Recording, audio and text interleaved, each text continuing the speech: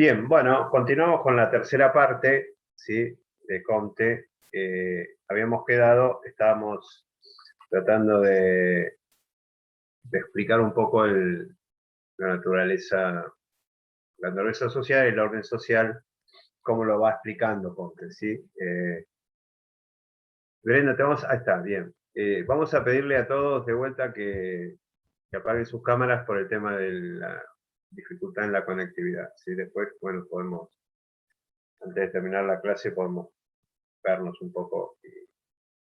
Pero bueno, nos falta tanto, así que más o menos recopilando un poco para volver al tema. Recuerden ustedes que nosotros dijimos, bueno, hay un análisis de cómo la piensa la naturaleza humana, estos tres aspectos, que son dos, pero en realidad después son tres, ¿no? Porque que es la parte afectiva, la parte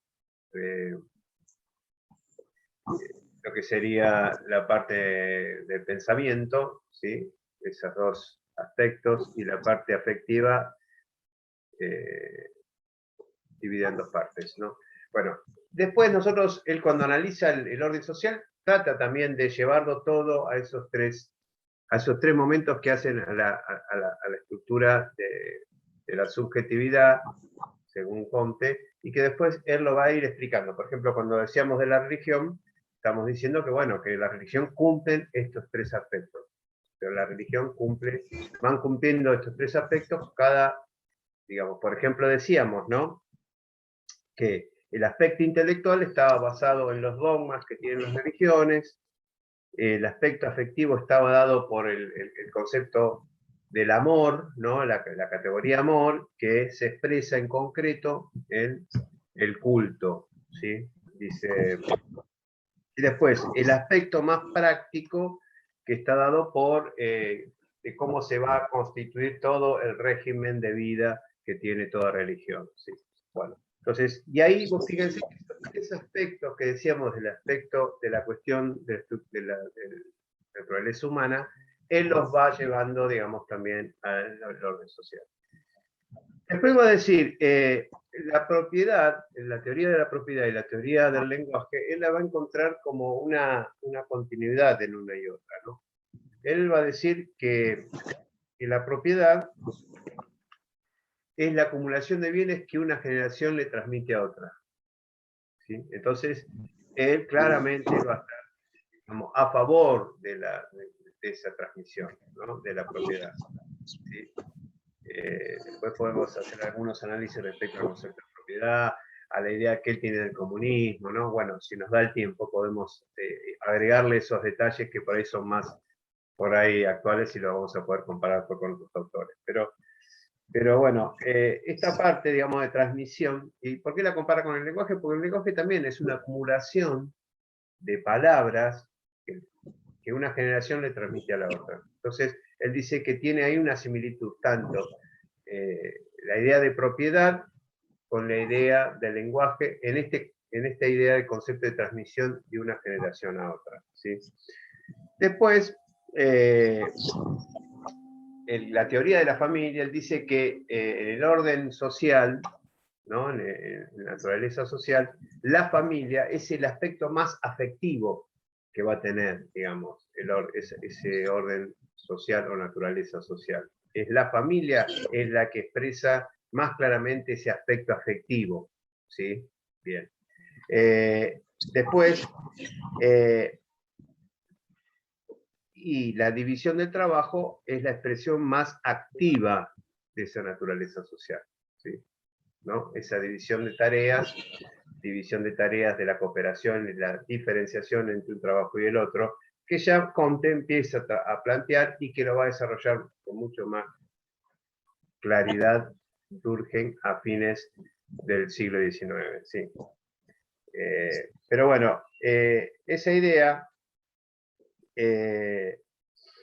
después, hay otra cuestión importante respecto a esto, y que tiene que ver con que una sociedad ajustada a la naturaleza humana debe estar contrapesada por el poder espiritual. Ahora, ¿qué quiere decir esto? ¿sí? Ese es como un gran hipótesis, ¿no? ¿Qué quiere decir esto? Quiere decir básicamente que hay, digamos, como él piensa que toda reforma social, y repito cosas que ya dije antes, ¿no? Que toda reforma social depende de una condición de transformación de los pensamientos, de las conciencias, etcétera, ¿no? Él cree primero eso, o sea, no hay reforma social sin reforma intelectual, ¿sí? Él dice acá claramente entonces que ese poder espiritual no está dado por una religión, sino está dado por ese poder moral, ¿no? Que otorga la sabiduría, el saber científico. Entonces, hace una especie de unidad entre la gran moral, una moral vinculada al saber, ¿sí? Entonces, los méritos morales están dados también por esta cuestión del saber, ¿sí?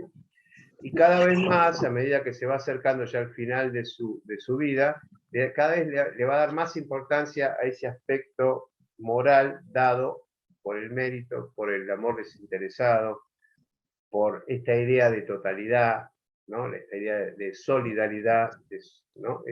Esta idea fuerte cada vez va a ser más fuerte, que inclusive en algún momento dado va a reemplazar, digamos, el tema moral reemplazaría quizás al poder del saber, ¿no? Al tema del pensamiento o el orden intelectual. O sea, hay un orden moral que va a ir reemplazando este orden intelectual y le va dando ese lugar de preeminencia, ¿no? En el caso de Comte, ¿sí?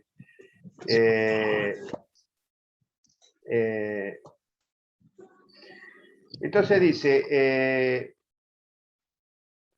hay como una condición, tiene que estar diferenciados este poder temporal y este poder espiritual. El poder temporal está dado por el gobierno de los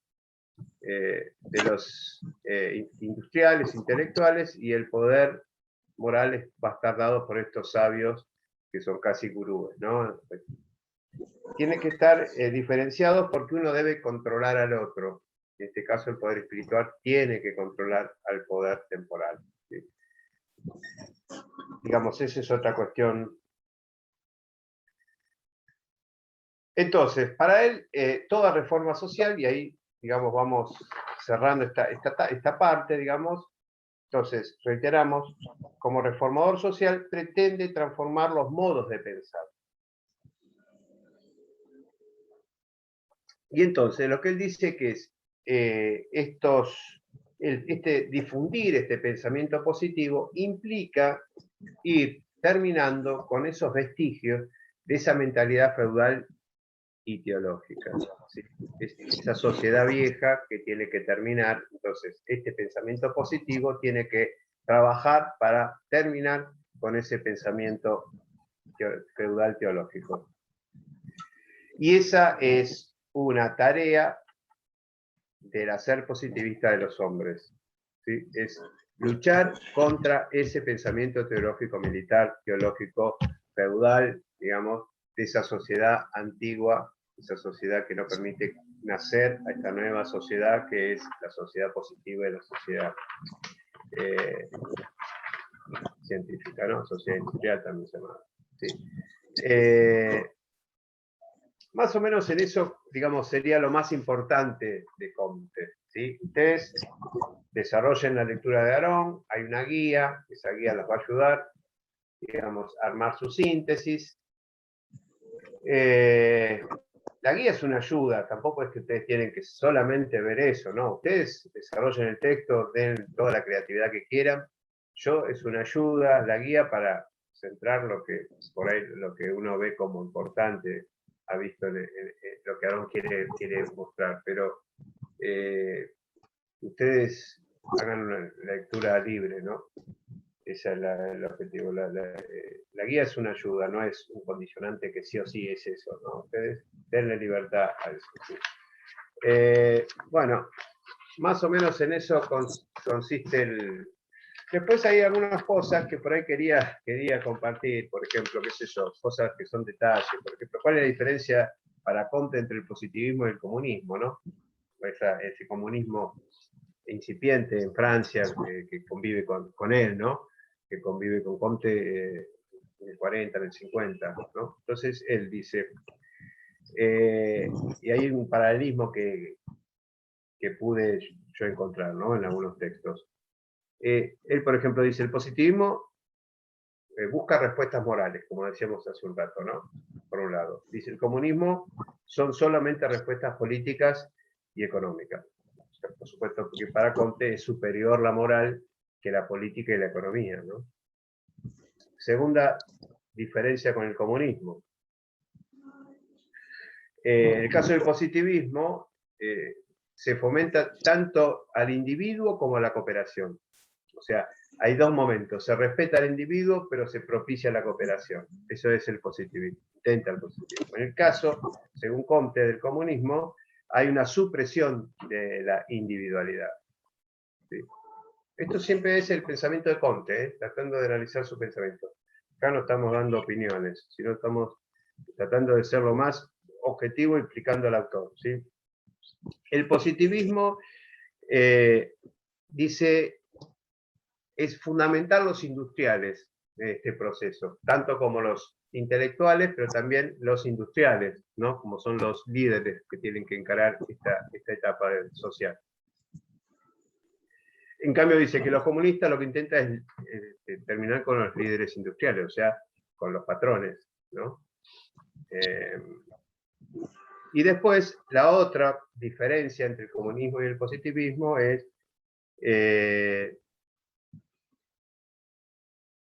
hay, digamos, esta idea de transmisión que decíamos del lenguaje de la propiedad, hay una idea de continuidad histórica de generaciones, ¿no? Hay la idea de herencia está muy fuerte en el positivismo, parece como algo muy fuerte y hay que defender, que es muy distinta al comunismo porque planteaban la abolición de la herencia, ¿no?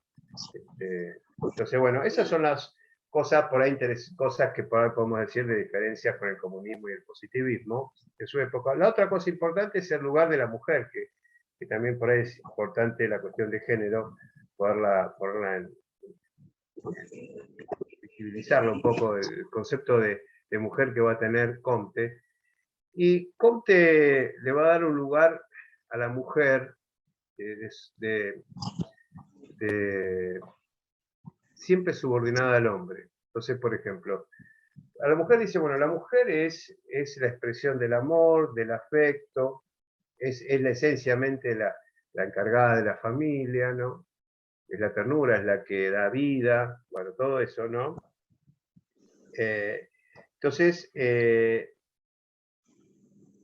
y en ese sentido, él como el intelecto lo subordina de alguna manera al sentimiento social, pareciera ser que la mujer tiene un lugar de preeminencia en esta concepción positivista, ¿no? Y entonces él dice, bueno, lo que la sociedad tiende a el triunfo de los impulsos sociales sobre los egoísmos. Entonces, bueno, este lugar de la mujer es como un lugar de preeminencia, ¿no? Pero después, digamos, termina de mostrarle el hacha y termina de decir, bueno, pero las mujeres no están preparadas para el intelecto. O sea, las mujeres no pueden desarrollarse en el pensamiento. El hombre, naturalmente, está preparado para ser los científicos, los que piensan, y las mujeres son las que sienten, el hombre es el que piensa. Entonces, ya desde ese lugar, digamos, ya estamos visualizando qué lugar tiene la mujer, ¿no?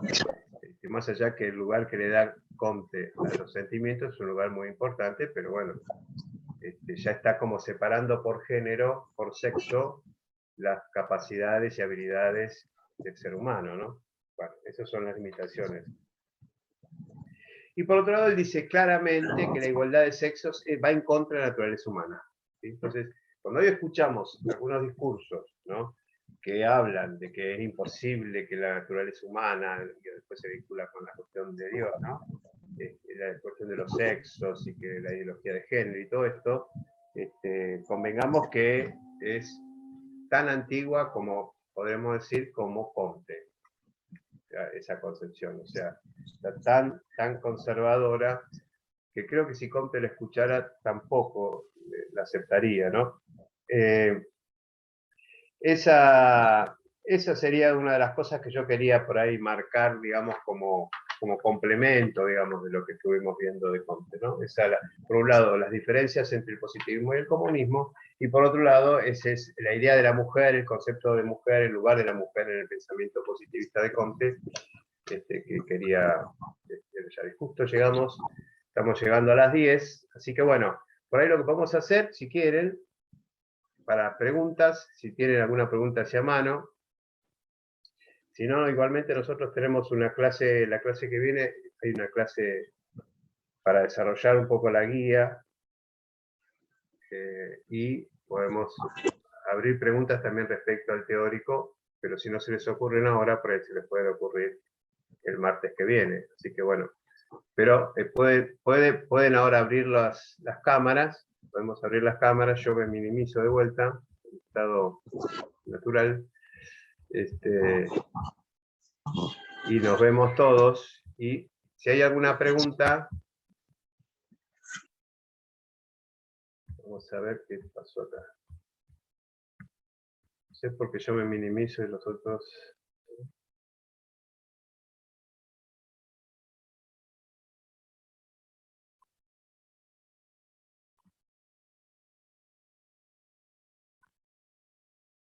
A ver. Bueno, si no puedo salir de la... A ver si... Me supera la tecnología. No sé dónde me fui ahora.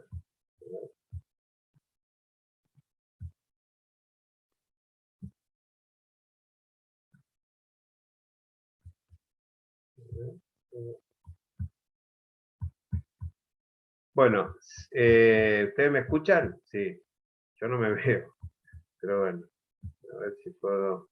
Sí, se escucha. Perfecto. Yo no sé dónde me fui a parar. Bueno, ahora parece... ¿Ustedes me ven a mí? Pregunto. ¿Me están viendo en pantalla?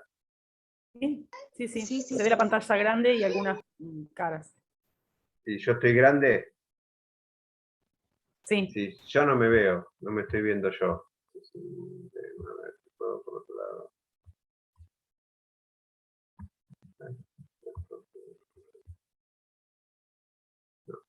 No sé bien qué. Bueno, no importa. Lo importante es que ustedes me vean. Bueno, preguntas. Si hay alguna pregunta, alguna duda, alguna cosa, aclaración.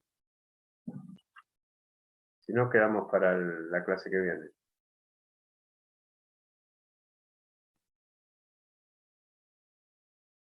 Bueno, no veo a nadie que o levante la mano o... Bueno, listo, entonces quedamos así. Nos vemos entonces el martes que viene. Nos vamos a ver, yo estoy en el foro a disposición, ¿sí? Las respuestas van a ser en el foro, por lo tanto tienen que ser muy concretas las preguntas, ¿sí? Porque no podemos desarrollar en el foro temas muy grandes, ¿no? Porque si no escribimos un tratado. Entonces, el foro es algo que nosotros escribimos, tiene que ser algo muy concretito. Así que estoy a disposición en el foro y ustedes, es el momento para terminar la lectura, y tienen que tener la lectura terminada y aprovechar y ir concretando, desarrollando la guía con una ayuda y las dudas que puedan surgir. Por eso estoy ahí. Bueno, entonces nos vemos el martes que viene en el foro. Así que Bueno, hasta el martes. buena semana, que sigan bien. Gracias igualmente. Bueno, profe, gracias. Chao. Chao. Ok, chao. Chao, hasta luego.